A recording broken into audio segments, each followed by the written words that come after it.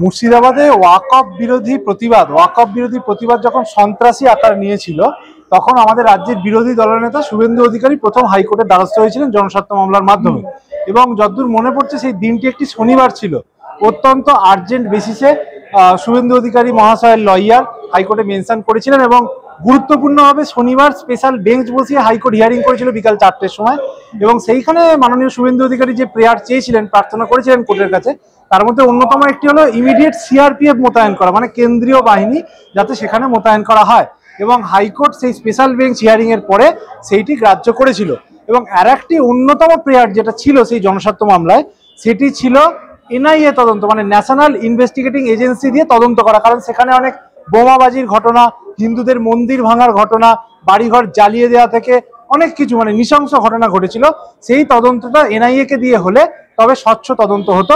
এই প্রেয়ার নিয়ে উনি দ্বারস্থ হয়েছিলেন এবং সেই মামলাটি বর্তমানেও চলছে। এবং এর পরবর্তীকালে শুভেন্দু অধিকারী মহাশয়ের নির্দেশে সংযুক্তা সামন্ত আমার পাশে দাঁড়িয়ে আছেন আইনজীবী, উনি দ্বারস্থ হয়েছিলেন। ওনার লয়ার হিসেবে আমি আর একটি জনস্বার্থ মামলা করি ওই একই বিষয় নিয়ে। সেখানে আমরা প্রেয়ার চেয়েছিলাম হিন্দুরা যা বাড়ি ছাড়া হয়ে মুর্শিদাবাদ থেকে জল পেরিয়ে পার্লালপুর হাই স্কুল মালদায় আশ্রয় নিয়েছিলেন, তারা যে ঘর ছাড়া হয়েছিলেন তাদের রিলিফ চেয়ে আমরা দ্বিতীয় একটি জনস্বার্থ মামলা করেছিলাম।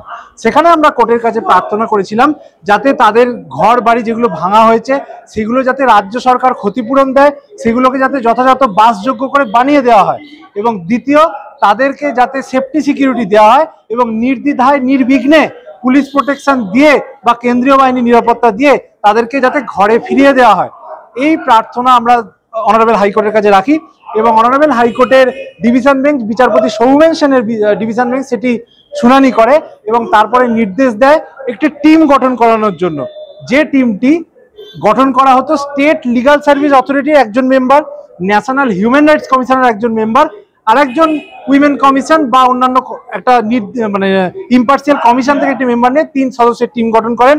এবং উনি বলেন যে রিপোর্ট জমা করতে তারা খতিয়ে দেখবে ফিল্ড লেভেলের পরিস্থিতি, কাদের বাড়িঘর ভাঙা হয়েছে, কারা কমপ্লেন করতে চায়, কাদের কতটা ক্ষতিপূরণ হয়েছে, ভিকটিমদের সঙ্গে যোগাযোগ করার নির্দেশ দেন এবং তাদের থেকে ডাইরেক্ট সেই ফিল্ডে গিয়ে অভিযোগপত্র গ্রহণ করার নির্দেশ দেন।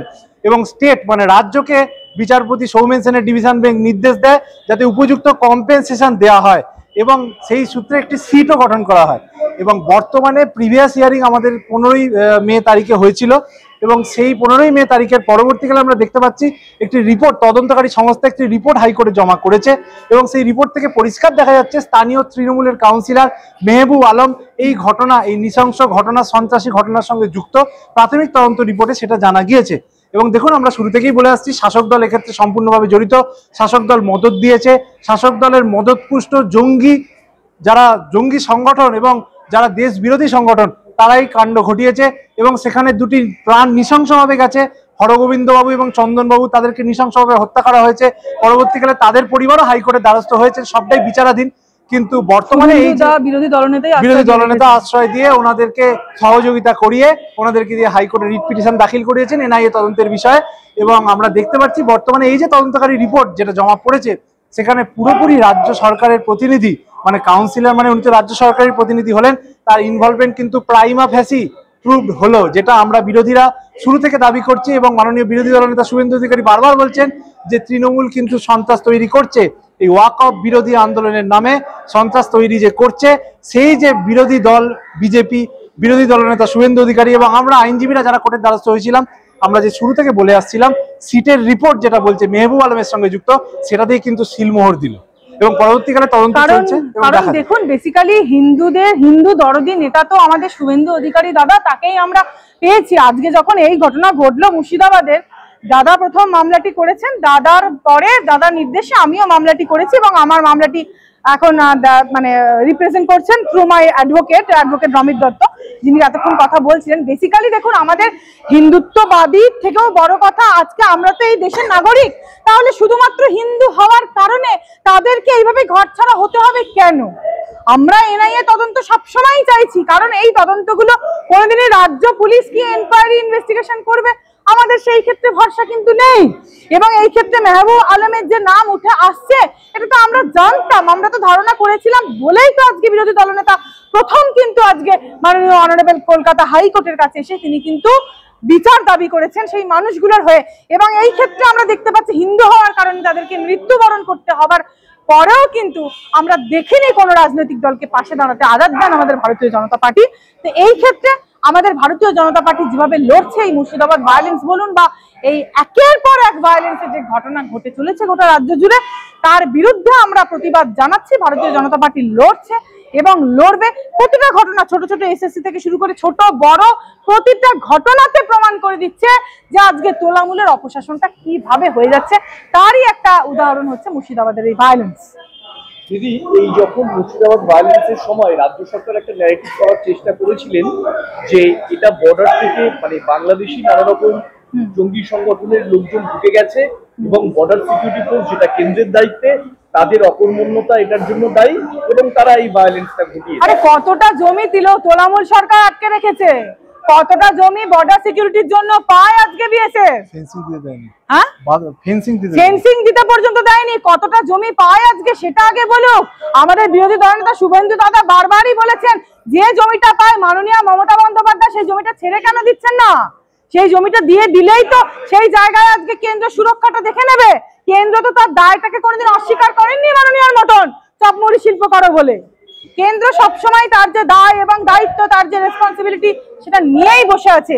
এবং কেন্দ্র যেটা জমি যে জায়গাটা পায় আমাদের সিকিউরিটি মেনটেন করার উদ্দেশ্যে, সেই জায়গাটা জমিটা যেন মাননীয়া ছেড়ে দেন, মাননীয়া যেন দিয়ে দেন। এটা তাহলে কেন্দ্র সেইখানে সিকিউরিটিটা কঠোর করতে পারবে, সেটা কেন্দ্রের জায়গা। এটা হয় না এরকম ভাবে আটকে রাখা। মাননীয়া সব ক্ষেত্রে এইরকম রাজনীতি করা যায় না যেটা মানুষের ক্ষতি হচ্ছে এতে। কিন্তু এই যে রাজনৈতিক দলের তৃণমূল দলের সংযোগ দেখা গেল মুর্শিদাবাদের এরকম একটা সাম্প্রদায়িক ঘটনায়, তো এর ফলশ্রুতি কি হতে পারে? ফলশ্রুতি আমরা জানি তোলামূল দলটাই যে সন্ত্রাসের দল, সন্ত্রাসী দল। যারা আজকে পেহেলগাঁও ঘটনার পরে মাননীয় আজকে এসে বলেন কিনা সেন্সিটিভ জায়গা আমাদের এই জায়গাগুলোকে, যারা সংখ্যালঘু উনি হচ্ছেন সন্ত্রাসী। সংখ্যালঘু মানেই সবাই সন্ত্রাসী নয়, তারা আমাদের পার্ট অ্যান্ড পার্সেল, তারা আমাদের পাশের লোক। কিন্তু যারা সন্ত্রাসী তাদেরকে বারবার করে মোটিভেট করা, এটাই তোলামূল সরকার সবসময় করে। এই দলের যতক্ষণ না পতন হচ্ছে, পুরোপুরি ভাবে যতক্ষণ না এই দল বিনষ্ট হচ্ছে, ততক্ষণ পর্যন্ত আমাদের বিচার বা আমরা কিছু পেতে পারি না। অবশ্যই সন্ত্রাসবাদী কার্যকলাপ বেড়ে চলেছে এবং সন্ত্রাসী কার্যকলাপগুলো বাড়িয়েই চলেছেন। আর এই নিয়ে আমি এটাই বলবো যে ফার্দার এই যে ধরুন ঘটনাগুলো ঘটছে তার জন্য কোর্টে আমাদের মামলা চলছে। আমার আইনজীবী আছেন, শুভেন্দুদা অলরেডি লড়াই করছেন, তো তারা অবশ্যই কোর্টের ব্যাপারটা দেখবেন এবং ফার্দার আর কোর্টের আওতায় কোর্টের রিপোর্টটা যেটা দেওয়া হয়েছে তারপরে তারা কোর্টের কাছে ডেফিনেটলি আপনারা কি অ্যাফিডেভিট ড্র করবেন, আমরা হয়তো অ্যাফিডেভিট কিছু ড্র করা হবে বা সাপ্লিমেন্টারি বা আমরা কোর্টের কাছে আমাদের আবেদন অবশ্যই রাখবো। সেই মর্মে আমাদের ফার্দার বিচার যেটা হওয়ার সেটা হবে। কোর্টের কাছে তো আমরা আস্থা এটাই রাখি যে তারা আমাদেরকে বিচার মানে অন্তত দিন। কারণ এই যে ঘটনা হিন্দুদের উপরে অত্যাচার মুর্শিদাবাদের মতন একটা জায়গায়, এটা কোনোভাবেই ফেলে দেওয়ার নয়। তাদের তৃণমূলের নেতারা যেখানে বলে বেড়ায় আমরা 30% সংখ্যা লঘু মানে যারা আছেন কম মানে মাইনরিটি হিন্দু, আমরা একদম রক্ত গঙ্গা বইয়ে দেবো, জলে ভাসিয়ে দেবো, রক্ত গঙ্গা বইয়ে দেবো, মানে এতটা খুনাস মানসিকতা, এতটা ভায়োলেন্ট মানসিকতা। এ কোন Paschimbanga? Paschimbanga is a part and parcel of Bharat. এটা মনে হচ্ছে না ভারতবর্ষের কোনো অংশ। এই ক্ষেত্রে আমরা আইনজীবীদেরকে আমাদের রিকোয়েস্ট করবো, যারা কোর্টে মাননীয় কোর্টে রিপ্রেজেন্ট করছেন, তারা যেন প্রপার ভাবে এটাকে এই জিনিসটাকে সামনে রাখেন কোর্টের কাছে এবং আমরা যেন বিচার দেওয়াতে পারি মানুষকে। দাদা, শেষ প্রশ্ন সেটা হচ্ছে যে এই যে রিপোর্টটা যে তিনজনের সিটের রিপোর্ট যে জমা পড়েছে, সেই রিপোর্টের পরে কি এই মামলায় একটা মোড় নিতে পারে? অবশ্যই অবশ্যই, কারণ মাননীয় জজ সাহেবরা তো রিপোর্টটা এই কারণেই চেয়েছিলেন, তারা ফিল্ড লেভেলটা বোঝার জন্য। কারণ কোর্ট দেখুন তদন্তকারী সংস্থার উপর দায়ভার দেয়, সেই তদন্তকারী সংস্থা যদি নিরপেক্ষ না হয় তাহলে সেই ক্ষেত্রে বিচার পাওয়া খুব মুশকিলের ব্যাপার হয়ে যায়। কিন্তু যেহেতু মাননীয় জজ সাহেব এই রিপোর্টটার উপর ভরসা করার জন্যই কিন্তু রিপোর্টটা ড্র করেছিলেন এবং এই রিপোর্ট কোর্টের কাছে প্লেস করা হবে। আমরা এনআইএ তদন্তের জন্য আরো জোর সওয়াল করব, কারণ এই মামলা অলরেডি পেন্ডিং আছে, জজ সাহেব শুনবেন। আমার মনে হয় এক্ষেত্রে এনআইএ তদন্ত পাওয়ার ব্যাপারে বিচারটা আমাদের আরেকটু ফরওয়ার্ডে, মানে আমরা আরেকটু এগোলাম এবং এই ক্ষেত্রে কোর্ট আশা করি কগনিজেন্স দেবেন। যখন কোর্ট দেখবেন যে তৃণমূলের একজন কাউন্সিলর জড়িত, তো সেই ক্ষেত্রে অবশ্যই কোর্ট খুব মানে আয়রন হ্যান্ডেডলি, স্টার হ্যান্ডেডলি এটা অবশ্যই দমন করবেন এবং আমরা সেই অনুযায়ী কোর্টের কাছে প্লেস করবো যাতে এনআইএ তদন্ত এক্ষেত্রে করা হয়। ধন্যবাদ।